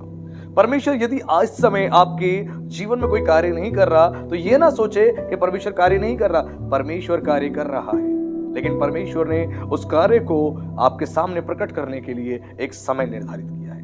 आपको प्रतीक्षा करनी है, आपको उसकी ओर आशा लगा के रखनी है। वचन कहता है, जो उस पर भरोसा रखते हैं वो सिय्योन पर्वत के समान है, जो कभी टलता नहीं। आप जब उस पर भरोसा रखते हैं तो परमेश्वर कुछ ना कुछ अद्भुत आपके जीवन में करता चला जाता है। ऐसा नहीं वो एक ही बार करेगा, उसके पास बहुत सारी योजनाएं हैं आपके लिए। और परमेश्वर हर एक योजना को अपने नियुक्त समय पर पूरा करता है। आपको केवल उसकी ओर देखना है और आप परमेश्वर के कामों को होते हुए देखेंगे। ये परसिक्यूशन आ रहा है, ये सताव आ रहा है, जो कुछ हम विश्व भर में होते हुए देख रहे हैं, ये सब कुछ परमेश्वर की योजना का हिस्सा है। ये ध्यान रखें, शैतान केवल एक क्रिएशन है और परमेश्वर क्रिएटर है। क्रिएशन के पास इतनी ताकत नहीं है कि वो क्रिएटर को चैलेंज करे या उसके ऊपर निकल के कोई कार्य करे। परमेश्वर सब कुछ कर रहा है और सब कुछ उसके नियंत्रण में है। उसके नियंत्रण से बाहर कुछ भी नहीं है। केवल हमें प्रतीक्षा करनी है और विश्वास रखना है और हमें परमेश्वर की ओर ताकना है। नियुक्त समय पे परमेश्वर ने हर काम के लिए एक समय तैयार कर रखा है और जब वो समय आएगा तो आप आनंद से भर जाएंगे और परमेश्वर की महिमा करेंगे। और प्रभु के दास ने बताया कि परमेश्वर ने सब कुछ पहले से ही प्लान कर रखा है। हर एक चीज के लिए परमेश्वर के पास पहले से एक ब्लूप्रिंट बनाया गया है और परमेश्वर उसी के हिसाब से सब कुछ कर रहा है। हम ये ना सोचे कि परमेश्वर ऐसा क्यों कर रहा है या चुप क्यों बैठा है। परमेश्वर सब कुछ अपनी योजना से कर रहा है। आप केवल भरोसा रखें, परमेश्वर एक बड़ा काम आपके जीवन में करेगा। ध्यान रखें, परमेश्वर हमारा सब कुछ जानता है। भविष्य को बनाने वाला प्रभु है। वो भविष्य को जानता है, वर्तमान को जानता है और सब कुछ उसके हाथ में है। आप डरे नहीं, सब कुछ उसके हाथ में है और नियुक्त समय पे एक बेहतर कार्य आप होते हुए देखेंगे। इसीलिए आज जिस प्रोसिक्यूशन पे हमने बात करी, आज प्रभु के दास के साथ ये तमाम बातें आप सबको हम उम्मीद करते हैं एक नया बल और एक नया डायरेक्शन, एक नई दिशा परमेश्वर ने दी और परमेश्वर आपको और ज्यादा आगे बढ़ाएगा और इस्तेमाल करेगा। आपको केवल परमेश्वर के बताए गए तरीकों को अपने जीवन में इंप्लीमेंट करना है, एक बड़ा काम अपने जीवन में देखेंगे। और पास्टर जी, मैं चाहता हूं, इस पॉडकास्ट के अंतिम भाग में हम पहुंच चुके हैं। हमारे मसीह समाज के लिए और स्पेशली उन पासवानों के लिए जो परसिक्यूशन की वजह से, जिन्होंने अपनी सेवा छोड़ दी या जो विश्वासी परसिक्यूशन की वजह से चर्च जाना छोड़ दिया या विश्वास से वो डामाडोल हो गए, उनके लिए आप विशेष प्रार्थना करें। और जो गांव में और कस्बों में सेवा करते हैं और जिनके आसपास जो है माहौल अलग है, उनके लिए विशेष प्रार्थना करें कि परमेश्वर उन्हें बल, ताकत और शक्ति दे और वो सेवा में बढ़ते चले जाए। प्लीज प्रार्थना करें। परमेश्वर कार्य कर रहे हैं हम दोनों के बीच में, जो आपस में बात करते समय एक एक ही वचनों को एक एक तरफ से जो निकाल दिए जाते हैं। हाँ जी। परमेश्वर ने आपको मौका देते हैं, हमको मौका दिए जाते हैं, इसी में प्रकट हो जाते हैं, परमेश्वर कार्य किए जाते हैं। प्रभु आपके जीवनों के जरिया जरूर पूरा विश्व भर में या जहां जहां क्षेत्रों में आप है उस जगह पर इस्तेमाल करेगा और इस तरह जगह पर जो है परमेश्वर ने अद्भुत कार्य करेगा। आइए हम प्रार्थना करें। सर्वशक्तिमान परमेश्वर, हम आपको धन्यवाद करते हैं आपके बारे में जानने के लिए परमेश्वर आपने अवसर दिया। धन्यवाद हो, धन्यवाद करते हैं आपके पवित्र आत्मा के लिए। पवित्र आत्मा हमारे जीवनों में कार्य किए जाते हैं। पवित्र आत्मा आपके सामर्थ्य के द्वारा अपने बच्चों को गांव-गांव में या जो जेलों में या संगति जो कठिनाई के द्वारा से जो गुजर चुका है, उन लोगों के लिए हम प्रार्थना करते हैं। प्रभु आपके आत्मा के द्वारा उनके जीवनों में शांति प्रदान दिया जाए, हिम्मत दे, हिम्मत दे प्रभु में आगे बढ़ने के लिए सहायता मदद। Thank you. तमाम बातों के लिए धन्यवाद करते हैं। ये पॉडकास्ट के लिए भी धन्यवाद करते हैं। आपके दास नवीन पास्टर के लिए धन्यवाद करते हैं। प्रभु में आगे बढ़ने के लिए सहायता मदद कर उनके पीछे कार्य करने वाला भाई को भी आपके हाथों में समर्पण करते हैं। प्रभु के योजना के मुताबिक आगे बढ़ने पाए। जो हमारे ये पॉडकास्ट सुनते हुए हर एक व्यक्ति प्रभु में निठर होकर, प्रभु में हिम्मत बांधकर आगे बढ़ने के लिए प्रभु परमेश्वर आप सहायता करते हैं। धन्यवाद हो, हर एक बात के लिए धन्यवाद है। प्रभु यीशु मसीह के नाम में हम इस सभा को, इस कार्य को आपके हाथों में समर्पण करते हैं और प्रभु यीशु मसीह आप जल्दी से जल्दी आने वाला, इसलिए धन्यवाद करते हैं। तमाम कार्य के लिए आप सभी व्यक्ति को हियाब देकर आगे बढ़ाते। धन्यवाद यीशु मसीह के नाम में, आमीन आमीन आमीन। मैं आप सभी को कहना चाहता हूं, यदि इस पॉडकास्ट के द्वारा आप आशीषित हुए हैं तो जरूर इस पॉडकास्ट को ज्यादा से ज्यादा लोगों तक शेयर करें, ताकि परमेश्वर उनसे बात करे और उन्हें नया हियाव, बल और ताकत दे और वो अपनी सेवा में फिर से बलवंत हो जाए और परमेश्वर के बड़े कामों करें। तो पास्टर जी, सचमुच प्रभु आपको बहुत आशीष दे। इस पॉडकास्ट के द्वारा हमारे लोग बहुत आशीष पाए। आप सभी को जय मसीह।